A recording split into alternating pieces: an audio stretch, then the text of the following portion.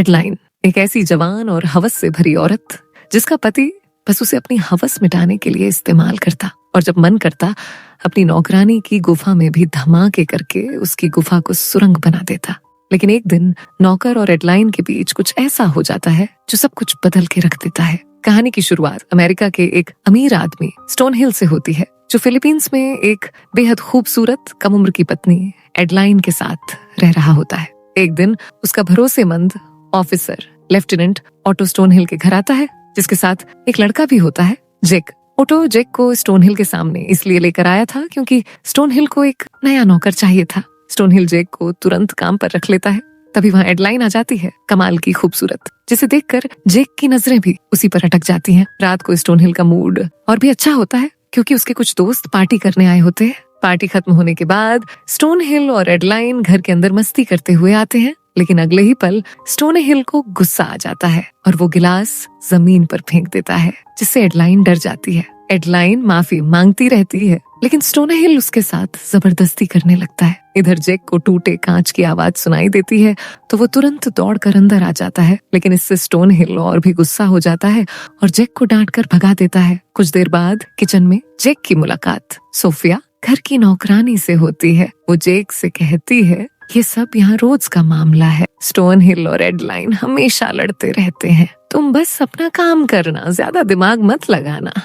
उधर बेडरूम में स्टोन हिल एडलाइन की गुफा में धमाके करके उसकी प्यासी गुफा की गर्मी को बुझाने की कोशिश कर रहा होता है, लेकिन जल्दी ही थक कर बीच में ही रुक जाता है, जिसके कारण एडलाइन के चेहरे से साफ झलकता है निराशा, गुस्सा और खालीपन। थोड़ी देर बाद जब वो बाहर ताजी हवा लेने निकलती है तो उसे दूर खड़ा जेक दिखाई देता है। दोनों की नजरें बस एक पल के लिए मिलती हैं, लेकिन उस एक पल में ही दोनों एक दूसरे को देखकर गर्म होने लगते हैं। अगली सुबह जेक पूल साफ कर रहा होता है। एडलाइन पास ही बैठी किताब पढ़ रही होती है, लेकिन उसकी नजरें बार बार जेक की तरफ जा रही होती है। तभी सोफिया स्टोन हिल को जूस देने आती है। स्टोन हिल उसे शांति से धन्यवाद कहता है, लेकिन नजरें कहीं और ही टिकी होती हैं। सोफिया वापस घर में आ जाती है, लेकिन स्टोन हिल भी उसके पीछे पीछे अंदर जाता है। वो उसे चुपचाप कुछ पैसे थमाता है, जिसे देखकर सोफिया सब समझ जाती है और बाथरूम में चुपचाप आ जाती है, जिसके बाद स्टोन हिल उसकी गुफा में खुदाई करके अपनी हवस मिटाने लगता है। इधर बाहर एडलाइन धूप में आराम करती रहती है, जिसे बिल्कुल अंदाजा नहीं होता कि घर के अंदर उसका पति क्या कर रहा है।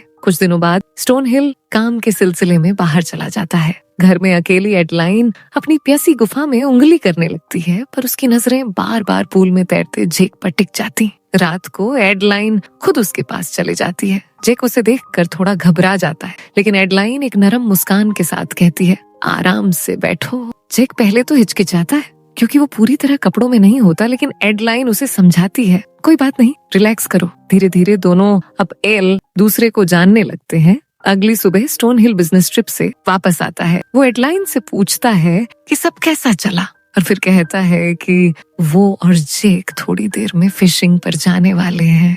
पानी के बीचों बीच खड़ी नाव पर स्टोन हिल जेक से हल्की फुल्की बातें करता है, उसके परिवार के बारे में। जेक धीमे स्वर में बताता है कि उसने अपने पिता को कभी नहीं देखा और उसकी माँ भी कुछ महीनों पहले ही इस दुनिया से चली गई। ये सुनकर स्टोन हिल पहली बार जेक के लिए सच्ची हमदर्दी महसूस करता है। स्टोन हिल उससे उसके सपनों के बारे में पूछता है। जेक कहता है कि वो पढ़ लिख कर कुछ बनना चाहता है, लेकिन उसके पास पैसे नहीं है। कुछ पल सोचने के बाद स्टोन हिल उसकी तरफ मुड़कर कहता है अगर तुम मेरे प्रति वफादार रहे तो तुम्हारी पढ़ाई की जिम्मेदारी मेरी। ये सुनकर जेक हक्का बक्का रह जाता है। उसने कभी सोच भी नहीं था कि जेक ऐसा भी हो सकता है। जेक वादा करता है कि वो हमेशा वफादार रहेगा। फिशिंग से लौटने के बाद स्टोन हिल थक जाता है। जेक आगे बढ़कर उसके पैरों की मालिश करता है। एडलाइन पास बैठी रहती है और बीच बीच में जेक की तरफ शरारती नजरों से देखती है, जिन्हें देखकर जेक बिल्कुल समझ नहीं पाता। कुछ दिन बाद एडलाइन ऑटो के साथ शॉपिंग पर जाती है। लौटकर वो जेक को छोटे छोटे पर्सनल गिफ्ट देती है।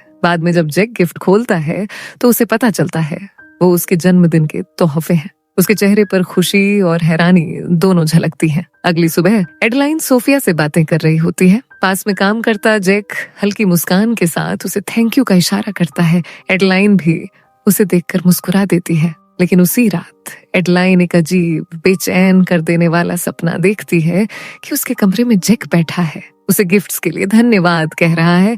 फिर अचानक वो उसके करीब आकर जबरदस्ती करने लगता है। सपना जैसे जैसे आगे बढ़ता है जेक का चेहरा धीरे धीरे बदलकर स्टोन हिल का हो जाता है और एडलाइन डर के मारे चीखते हुए उठ बैठती है। घबराई कांपती हुई जब वो नीचे आती है तो वहां का नजारा देखकर हैरान रह जाती है। स्टोन हिल जानवरों की तरह सोफिया की गुफा में धमाके करके उसका पानी निकाल रहा होता है।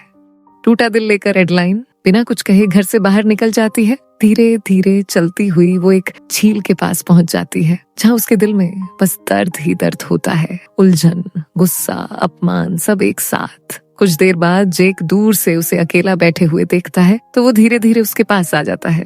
कुछ पूछता नहीं, बस चुपचाप एक रूमाल उसकी तरफ बढ़ा देता है। एडलाइन जिसे ही उसे हाथ में लेती है तो उसकी नजर उस पर लिखे नाम पर पड़ जाती है, एडेलाइन। वो हैरानी से जेक की ओर देखती है। जेक हल्की सी शर्माई मुस्कान के साथ कहता है, ये मेरी माँ का था, उनका नाम भी एडलाइन था। ये छोटी सी मासूम सी बात एडलाइन के टूटे हुए दिल पर मरहम की तरह काम करती है। उसके चेहरे पर पहली बार हल्की सी नरमी दिखाई देती है। उस रात स्टोन हिल फिर से एक पार्टी रखता है। शराब और घमंड से भरे हुए उसके व्यवहार से एडलाइन अब घिन महसूस करने लगती है। तभी उनके बीच जोरदार बहस हो जाती है। तभी स्टोन हिल को जेक और एडलाइन के ऊपर शक होने लगता है। शाम होते ही वो गुस्से में जेक को अपने कमरे में बुलाता है। जेक जैसे ही अंदर आता है तो अपने मालिक को पूरी तरह नशे में शक भरी आंखों के साथ देखता है। स्टोन हिल चिल्लाकर पूछता है, मेरे पीछे तुम क्या क्या करते फिर रहे हो? जेक हैरान रह जाता है लेकिन जल्द ही समझ जाता है कि ये गुस्सा असल में उस पर नहीं एडलाइन पर है। वो बस एक बहाना है, मामला न बिगड़े इसलिए जेक चुप रहता है। लेकिन उसकी ये खामोशी स्टोन हिल को और भड़का देती है। गुस्से में वो जेक के सामने ही एडलाइन को जबरदस्ती अपने गन्ने का स्वाद चखाने लगता है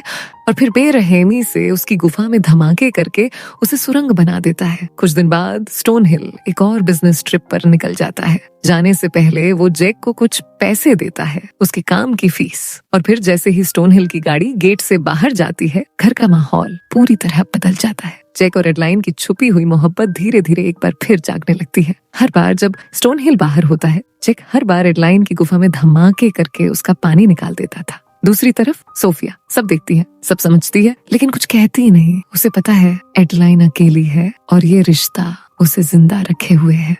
एक दिन एक दूसरे की बाहों में जब दोनों खोए हुए होते हैं, एडलाइन जेक से कहती है, मैं सब छोड़कर कहीं दूर चली जाना चाहती हूँ, इस घर से, इस दर्द से, हर उस चीज से जो मुझे तोड़ देती है। जेक चुपचाप सुनता रहता है। उसकी आंखों में प्यार भी है, डर भी। वो धीरे से कहता है, अगर हम भागे तो स्टोन हिल हमें कभी चैन से नहीं रहने देगा, वो हमारा पीछा जरूर करेगा। एडलाइन की आंखें एक पल को डगमगा जाती हैं, जैसे उम्मीद और डर के बीच फंसी हों। उसी वक्त स्टोन हिल अचानक अपनी ट्रिप से समय से पहले ही घर लौट आता है। सोफिया जो बाहर सफाई कर रही होती है, दूर से उसे आते हुए देख लेती है। वो दौड़ती हुई बेडरूम में जाती है और हांफते हुए एडलाइन और जेक को खबर देती है, वो वापस आ गया। दोनों जल्दी जल्दी कपड़े पहनते हैं, अपने आप को ठीक करने की कोशिश करते हैं। एडलाइन तुरंत बाथरूम में घुसकर ऐसे दिखाती है जैसे वो बस तैयार हो रही हो, जबकि जेक खिड़की से बाहर कूदकर भाग जाता है। ठीक उसी पल स्टोन हिल कमरे में आ जाता है और ठंडे स्वर में पूछता है, एडलाइन कहाँ है? सोफिया बिना घबराए जवाब देती है, मैडम बाथरूम में है सर।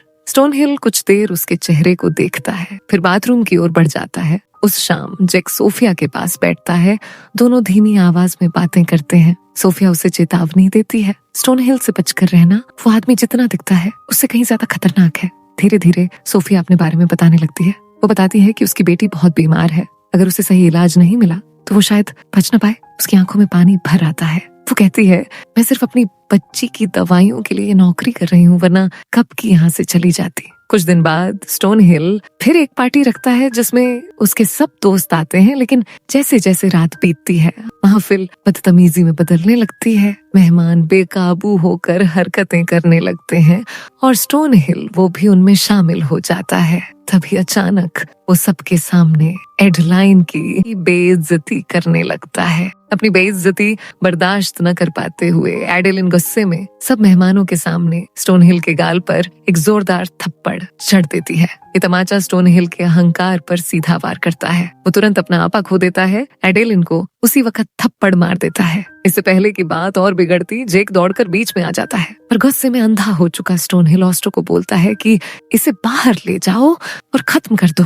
ऑस्टो और उसके आदमी जेक को घसीटते हुए हवेली के बाहर ले जाते हैं और जब ऑस्टो उसे मारने ही वाला था, जेक उससे अपनी जान की भीख मांगने लगता है। ये देखकर उसका दिल पिघल जाता है और जेक को छोड़ देता है, पर एक चेतावनी के साथ, शहर छोड़ दे, कभी वापस मत आना। टूटे दिल के साथ जेक वहां से चला जाता है। उधर स्टोन हिल का भरोसा हर किसी से उठ गया था। उसे लगने लगा था कि कोई भी वफादार नहीं बचा, यहाँ तक कि सोफिया उसे भी निकाल देता है। लेकिन जाने से पहले सोफिया चुपके से एडेलिन का भेजा हुआ एक पार्सल जैक तक पहुंचा देती है। उसमें कुछ पैसे थे और हवेली की दूसरी चाबी देखते ही जैक समझ गया एडेलिन उसे वापस बुला रही थी। उस रात बदले की आग में धीरे से हवेली में दाखिल हो जाता है और रसोई से एक चाकू उठाकर दबे पांव बेडरूम की ओर आ जाता है। उधर कमरे में स्टोन हिल एडेलिन की गुफा में धमाके कर रहा होता है, पर जैसे ही जैक कमरे में आता है स्टोन हिल उसे देख लेता है और तुरंत हमला कर देता है। स्टोन हिल जैक को मारने वाला ही होता है, तभी एडेलिन उसे पीछे से चाकू मार देती है और कुछ ही पलों में स्टोन हिल जमीन पर गिर पड़ता है।